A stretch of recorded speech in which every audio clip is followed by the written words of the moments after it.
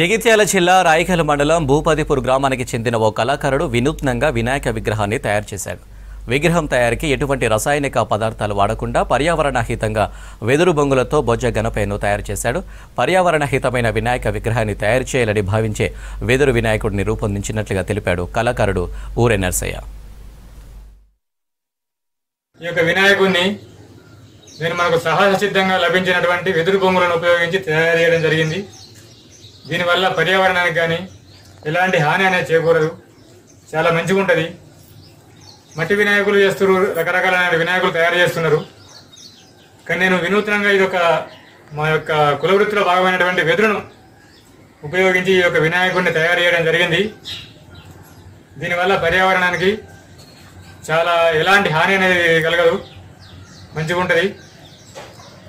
కాబట్టి ఈ మాలాంటి ఒక కళాకారులను ఆదరిస్తారని ఇవన్నీ కూడా ఈ కళాకృతులన్నీ కూడా నేను చేసినాయి. ఈ కళాకృతులన్నీ కూడా వెదురు బొంగులను ఉపయోగించి చేసినాయి. రకరకాల కళాకృతులన్నీ కూడా వెదురు బొంగులను ఉపయోగించి చేసినాయి. అందులో భాగంగానే ఇప్పుడు ఈ యొక్క వినాయక చతుర్థి సందర్భంగా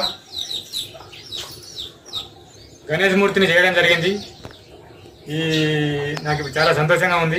మాలాంటి కళాకారులను ఆదరించి ప్రోత్సహించాలని వేడుకుంటూ మరొకసారి మీ అందరికీ వినాయక చవితి శుభాకాంక్షలు.